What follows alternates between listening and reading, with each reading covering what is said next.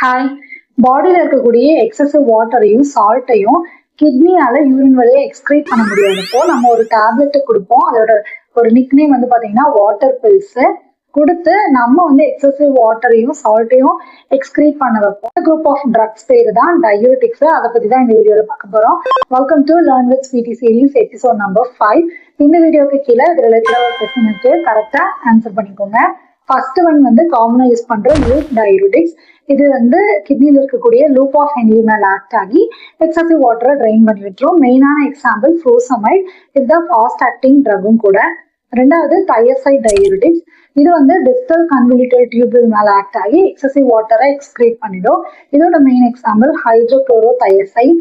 மூணாவதா potassium ஸ்பாரிங் diuretics. இது collecting duct மேல ஆக்ட் ஆகி எக்ஸசிவ் வாட்டரை ரிமூவ் பண்ணிடும். பட் பொட்டாசியமா பாடிக்குள்ளேயே வச்சு ஹைப்பர் கலிமியா நடக்கும். இதோட எக்ஸாம்பிள் ஸ்பைரனோலாக்டோன். நாலாவது டயூரிட்டிக் ஆஸ்மாட்டிக் டயூரிட்டிக். இது ப்ராக்சிமல் டியூபிள் மேலேயும் டிசெண்டிங் லூப் மேலேயும் ஆக்ட் ஆகக்கூடிய ட்ரக்.